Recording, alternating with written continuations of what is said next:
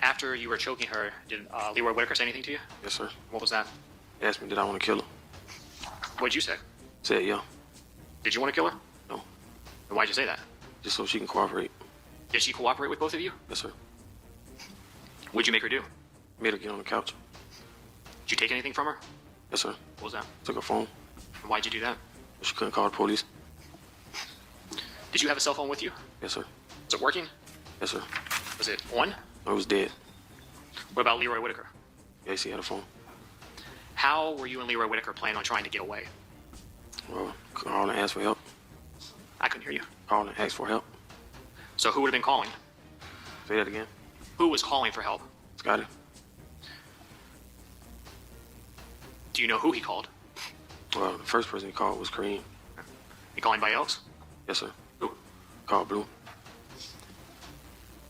Did someone eventually show up? Yes, sir. Who was that? Blue. You know how he knew where to find you? Yes, sir. How? Scotty dropped the pin. What's a pin? Location. Prior to Abdul Robinson Sr., Blue showing up, did you and Leroy Whitaker take anything else from the house? Yes, sir. What was that? Clothes. Did you have permission to take the clothes? No, sir. Did you and Leroy Whitaker both change your clothes? Yes, sir. And why were you doing that? Changed the description. Were you still worried about the police? Yes, sir. While you were waiting, what was Miss Buckley doing? She was sitting on the couch. Kind of like, to my knowledge, it looked like she was falling asleep. And then, shortly after that, did someone arrive? Yes, sir. And again, who was that? Blue. And what was Blue, Abdul Robinson Sr. driving? Challenger. You remember the color? It's like orange is red. Dark orange red. Did both you and Leroy Whitaker leave the home and get into that car? Yes, sir. What about the clothes that you changed out of? Where were they? Pajamas. The clothing that you wore that we just saw in that video? Yes, sir. When you entered the home, what happened to those clothes? We kept them. You didn't leave them behind? No. Did you also still have Miss Buckley's phone? Yes, sir. When you got into the vehicle with Abdul Robinson Sr., was he the only person in that vehicle? Yes, sir. And did he then drive both you and Leroy Whitaker away? Yes, sir. Were there police still in the area? Yes, sir. Did you tell Abdul Robinson Sr. about what happened? Yes, sir. And so he became fully aware of everything that had took place? Yes, sir. Before telling him that, when you got in the car, did Abdul Robinson Sr., did he ask any questions of you? Yes, sir. What did he want to know? He asked me. Sustained. Where did you go? Where did Abdul Robinson Sr. take you? He took me to Grand Park. Where in Grand Park? Took me to Zay House. Who was they? Xavier Floyd. Is he a friend of? A friend. Of who? Of Blue. And what was the purpose of going to that home? Switch cars. Did y'all switch cars? Yes, sir. What car did y'all switch into? We switched from the Challenger to Impala. Whose car was that? Karina. Who's that? That's Hakeem and Abdul's sister. And then after y'all got into that Impala, where did you go? We went to Blue House, Ocean Way.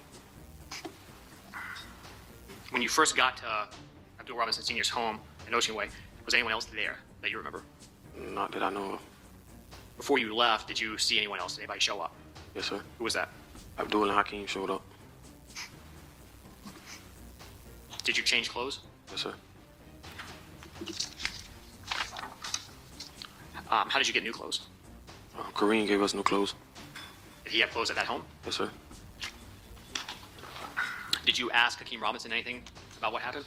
I asked him, like, where he ran to. And what did he tell you? He told me he made it to some apartments. Do you know what happened to the firearm? He told me he threw it in the creek. Do you know how he got away from the apartment complex that he made it to? Yes, sir. What did he tell you? That Natalie came and got him. While you were still at Abdul Robinson Sr.'s home, did you see anything or hear anything that kind of spooked you a little bit? Yeah, we watched the news. What'd you see on the news? Seen a video of me and Scotty jumping the gate. Did you eventually make it back to your apartment? Yes, sir. Was Janera there when you got there? Yes, sir. That evening, January 15, 2020, did you and Janera leave your apartment? Yes, sir. And while y'all had left your apartment, did you get pulled over? Yes, sir. And is that when you were detained? Yes, sir. And Janera as well? Yes, sir. And were you taken to the police station? Yes, sir. And while you were at the police station, did law enforcement attempt to interview you? Yes, sir. Now, during that interview, were you 100% completely truthful with them about everything that you had done? No, sir. About who you were with? No, sir. Did you even tell them who you were with? No, sir.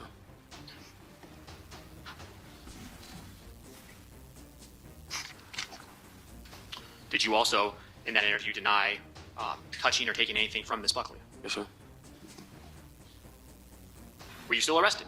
Yes, sir. And that was for the burglary Yeah, home invasion. of Miss Buckley's home? Yes, sir. After you were arrested, was DNA also taken from you? Not in an interview. Right, but by Later on, yeah. did photographs get taken of you? Yes, sir.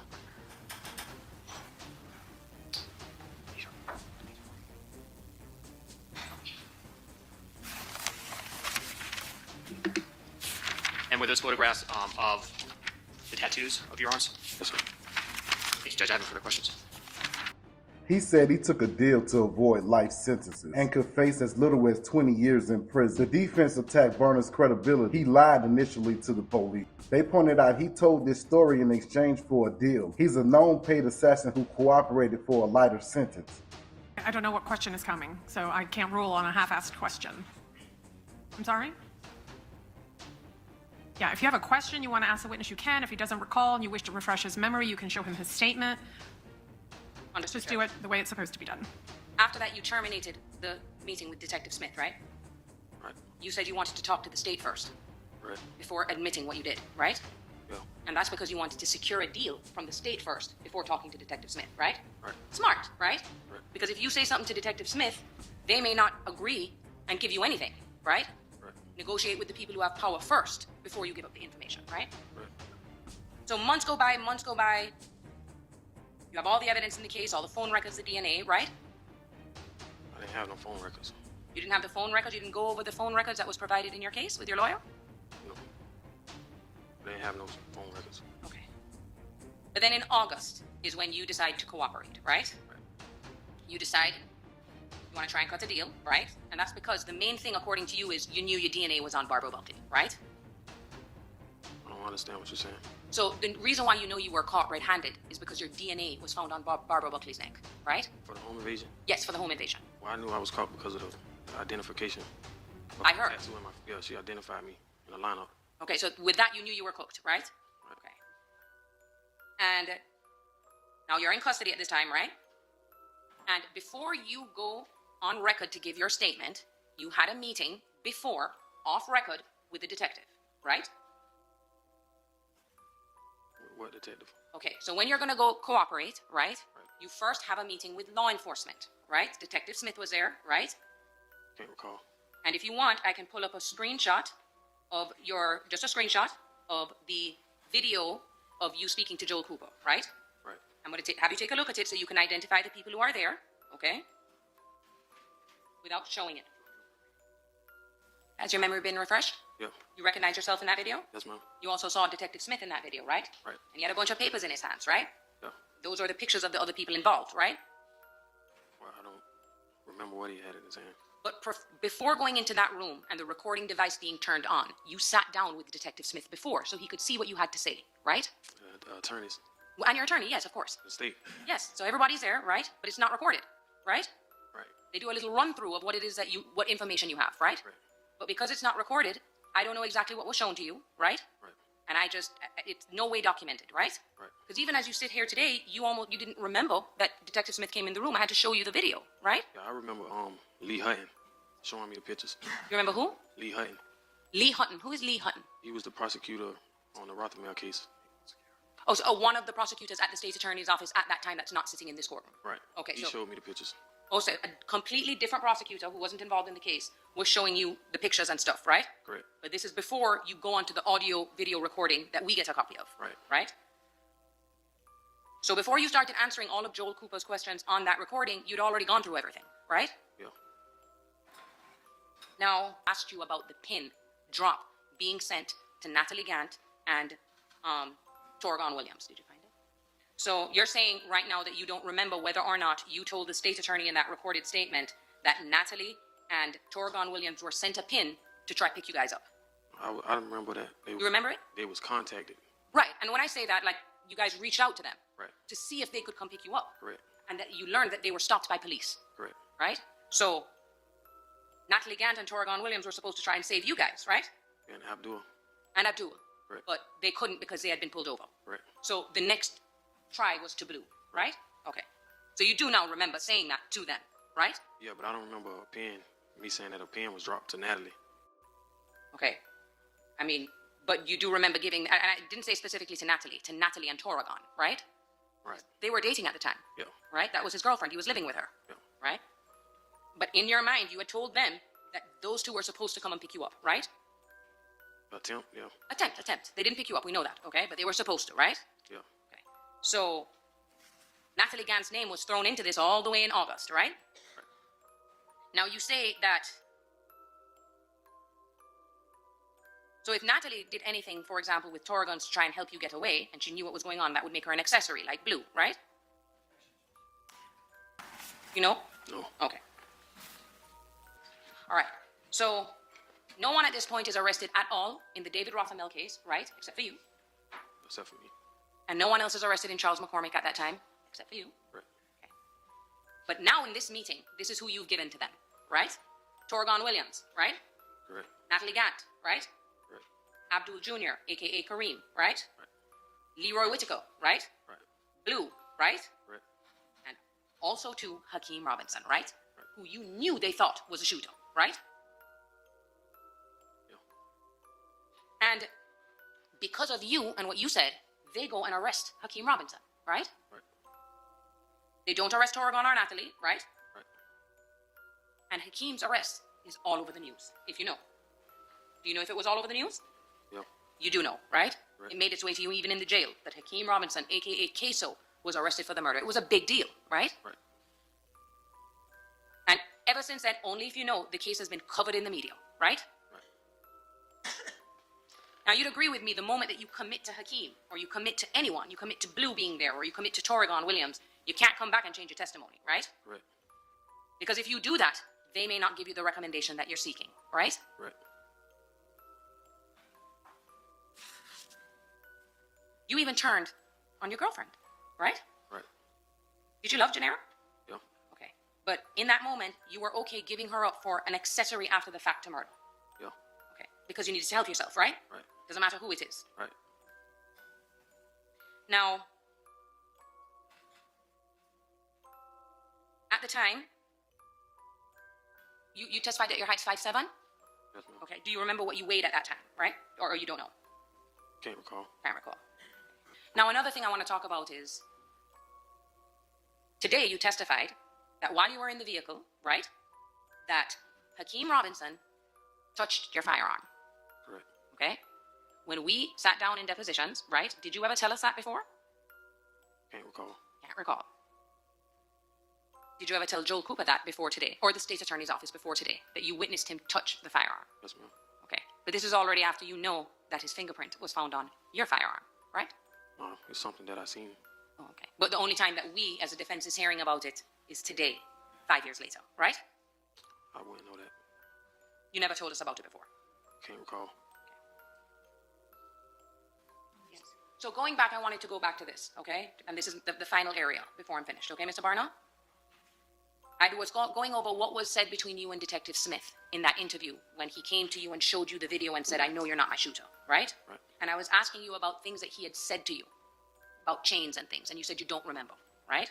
Would it refresh your recollection if I were to show you a copy of the transcripts of the statement that you made that day? So you can see exactly what was said. That would remind you of what Detective Smith said to you and what you said, right? Right. You remember? Right. Okay. So what he said to you, I'm going into what he said to you and what your response was, okay? Yeah. He said to you that you've been sitting in jail for 2 months and that he, Detective Smith, has been looking at people's Instagram and they are free spending money on chains while you are in jail. He said that to you, right? Right. And your response was,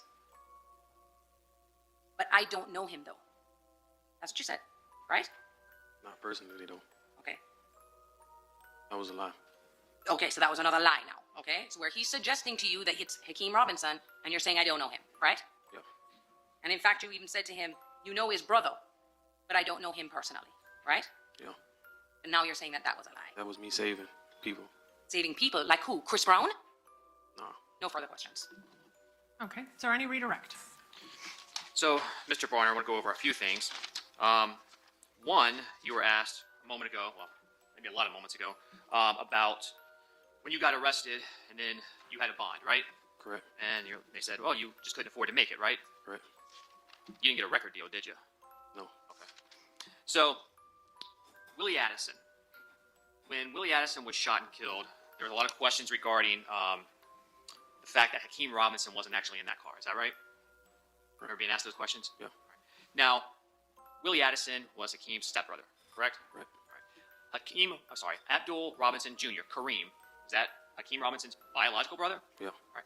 And where was Kareem shot? In the head. Did Kareem almost die? Yeah. Abdul Robinson Sr., Blue, is that Hakeem Robinson's father? Yeah. Overruled. It's been asked many times by all of you. I think everyone knows that Blue is Mr. Robinson's father. Was he shot? Yeah. Torgon Williams, is that Hakeem Robinson's cousin? Are they related, Torgon Williams and Hakeem Robinson? Kareem and Torgan are cousin. Kareem. Okay. What about Leroy Whitaker? Is he related to Hakeem Robinson? Yes, sir. And so, Abdul Robinson Jr., severely injured, and Hakeem Robinson's stepbrother was killed, Correct. and his father shot. Correct. Now, that song that we heard earlier, that was made by Charles McCormick. Remember listening to that? Yes, sir. And there was a line, smoking on Willie. Someone else was also mentioned earlier. You said 23. Is that right? Yes, sir. And who is 23 in relation to Hakeem Robinson? Is that someone that he knows? Yeah. Someone he's close to? Yeah. Was 23 killed? Yes, sir. And so both 23 and Willie Addison were both referenced in that song. Correct. And you know that Abdul Robinson Sr., the family, was upset over that song. Correct. Now, you've also been asked a lot of questions about Chris Brown and when he was there and when he left on January 15, 2020, right? Yeah. Now, are you sitting here trying to protect Chris Brown? No, sir. Is Chris Brown one of the co-defendants in the Damon Rothermel case? Yes, sir. And are you cooperating against Chris Brown in that case? Yes, sir.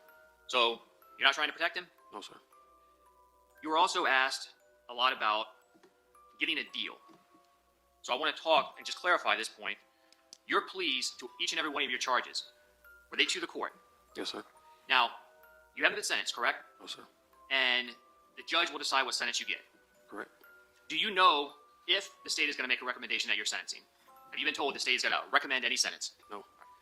And even if the state walks in and makes a recommendation, does this judge have to follow it? No. It is entirely up to the judge to decide what sentence you get. Correct. And that's after hearing everything here today as well, right? Right. And you sat through, as has been pointed out multiple times, 3 days of depositions, right? Sorry. Yeah. And about 9 hours or so of depositions, questions and answers by the defense. Yeah. And during that deposition, a lot has been brought out today, asking you questions, refreshing your memory, or asking about the answers you gave to those questions. For everybody in this courtroom to hear, right? Correct. Including the judge, right? Right. Did you have a lot of fun in those depositions? No. Having fun today? No. But you understand that each and everything that you testify to, including all of the things that you have admitted to, and having done, that's all information this judge will have at sentencing. Correct. And what is the maximum sentence this judge can give you? Life. Now, you're asked a lot about, well, you touched a gun, you weren't charged with possession of a firearm, right? Right. And the maximum was 15 years on that offense. It's pointed out to you, right? Yeah. What's the minimum sentence you know that you can get based on what you have pled to? 20. Is 20 or 15 higher? 20. There's also a 3-year minimum mandatory, they said, with the gun charge, right? Yeah. How much time you spent in jail since you've been arrested on these charges? 5 years. What's higher, 5 or 3? 5. If you were to get sentenced to life in prison, does another 15 years matter? No, sir. How many life sentences can you serve? 1. How many lives do you get? 1? 1. And that's still what you're facing. Yes, sir. So I want to make this clear. You were arrested January 15, 2020, right? Correct. And you became a witness and provided information in August of 2020, right? Correct. And at that time, none of your co-defendants were arrested. No. And ultimately, you entered a plea to your charges in September of 2020, right? Correct. Now, are you aware that since 2020 and 2025, there's been a large amount of discovery that has been ongoing in this case? Yes, sir. And so, while there was some discovery done in this case, and this specifically the murder of Charles McCormick, that had not been completed by the time you pled, is that right? Correct. So you wouldn't have had an opportunity to review all of the pieces of evidence in this case, is that right? Right. Now, is it also true that in February of 2020, about a month after being arrested, you made statements to someone in jail about what you did? Correct. So, in August, after you cooperated and then entered your pleas of guilty, Hakeem Robinson, Leroy Whitaker, and Abdul Robinson Jr. were ultimately arrested and have been charged. Is that right? Yeah. Leroy's already locked up. On the burglary charge. Yeah. Right? Okay. Now, did you plant Hakeem Robinson's DNA in a Nissan Altima? No. Sure. Sure, you didn't plant his DNA, right? I didn't. Did you take Hakeem Robinson's fingerprints and place it on that gun in the Nissan Altima? No. If what you're saying today to the jury is true, and you actually called Abdul Robinson Jr. on January 15, 2020 to let him know Charles McCormick's back, that could potentially be supported by phone records, right? Yes, sir. And you previously testified what your phone number and Abdul Robinson Jr.'s phone number was. Is that correct? Correct. And then, with regard to Hakeem Robinson making what you thought might have been an Instagram call, if that happened, that could be potentially corroborated by Instagram records, right? Right. You can't manufacture Instagram records, can you? No, sir. And if what you said was true about Leroy Whitaker being in the car, Scotty, with you and Hakeem Robinson at Charles McCormick's apartment because the three of you were there to kill him, and Leroy Whitaker had a rifle, that could be supported by if the rifle was found in the car, right? Correct. Was Leroy Whitaker just in the car as a spectator? No, sir. Does Leroy Whitaker speak a lot? Does he talk a lot? Not really. Did he have a lot of bullets in his rifle? Yeah. And when y'all were fleeing from the Merrill Road Shopping Plaza, and Officer, I don't know if you know his name, Officer Collins got behind you, did he activate his lights and sirens as he was trying to get you to pull over? Yes, sir. So you knew you should have pulled over. Yeah. And you and whoever was in the vehicle with you were actively still trying to flee from him, right? Yes, sir. And when you got out after crashing, you said you and Leroy Whitaker ran in one direction, right? Correct. And we saw a video of two individuals running through a backyard, right? Correct. And you said that was you and Leroy Whitaker, correct? Correct. Did you manufacture that video? No. You didn't create it? No. You didn't go to the homeowner and say, hey, you got to make this for me? No. No? No control over it? No. When you went to Barbara Buckley's home and you and, as you say, Leroy Whitaker entered without permission, did you put Leroy Whitaker's DNA on Miss Buckley? No. You sure? Sure. You don't think about it? You know you didn't do it? No, I didn't do it. Was he there with you? Yes, sir. Now, if what you say is true, and Hakeem Robinson was there, and Hakeem Robinson was involved, and I think the question was asked, did you allow Hakeem Robinson to do something? You allowed him to make a call, right? Right. Do you tell Hakeem Robinson what to do? No. Sure. Sure. Now, did you make Hakeem Robinson post on his Instagram a few days after the murder a nail salon video? No. Sure. Sure. Did you add the text, kill a nigga, then get my toes done?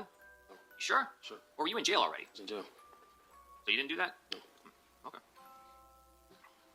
There was a lot of talk about not only ATK and 6 Block, but there were some questions about 300, right? Correct. Was Leroy Whitaker part of 300? Yes, sir. What about Abdul Robinson Jr.? No, sir. Now, going to the question of why would Hakeem Robinson contact Raekwon Howard?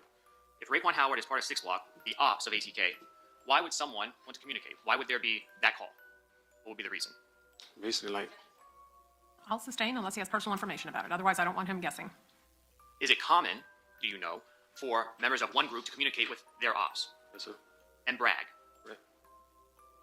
The information when you were questioned about believing that Natalie and or Torgon were coming to potentially pick y'all up from Miss Buckley's home, did you personally talk to Natalie?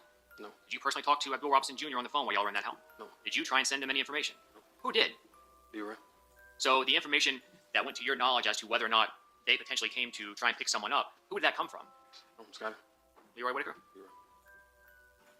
You know, a lot of things that you've admitted to here in court don't sound good, right? Right. And you're guilty of your crimes. Correct. Now, the fact that you're guilty, does that in any way alter whether or not Hakeem Robinson is guilty? Say that again. Does the fact that you are guilty for what you have committed, and all the things that you've admitted to, all the crimes that you've pled to, does that in any way change whether or not Hakeem Robinson is guilty? No. Does it alter what happened on January 15, 2020 in any way? No. Does it change who was in that car with you? No. Does that prove the fact that you're guilty, Leroy Whitaker? Does that change the truth, whether or not he was there? No. And you did not have the ability, if you did, tell me, maybe I'm wrong. Did you have the ability to plant and create any of the evidence in this case, such as DNA, fingerprints, call records, anything like that? Not at all. Because you've been in jail since January 15, 2020. Correct. So, I guess you're just really lucky. No further questions. All right, may this witness be excused? Okay. All right, ladies and gentlemen, that is going to be it for us for today. I'm going to ask that you leave your notepads behind. Again, we're going to lock them and secure them over this weekend recess. Now, this is a longer recess than we've had so far. You've got 2 days, and I'm certain there will probably be newspaper stories or television stories that are going to be printed or aired, and I just implore you to make every effort during this 2-day weekend not to view, watch, or listen to any stories that should be printed or aired. Please refrain from speaking about this case to anyone. I'm sure your loved ones, family, friends, coworkers might be very curious about what you've been doing this week and what your thoughts are so far. You are not to share any information, your thoughts, your impressions about this case with anyone. The jury has heard emotional testimony, dash cam flashback, and a cooperating witness singing like a hummingbird about how the case unfolded. Barner's testimony is highly suspect, and his motivation is from those plea deals. Next week, we expected Abdul Robinson Sr., Ksoo father, the testimony everyone's waiting for. That's week 1. Stay locked in. This is the trial room. Hey. Plug talk. You're looking at the plug. Understand how the fuck my plug talk. Brought to you by Daily Plug. You know I got it. Yeah.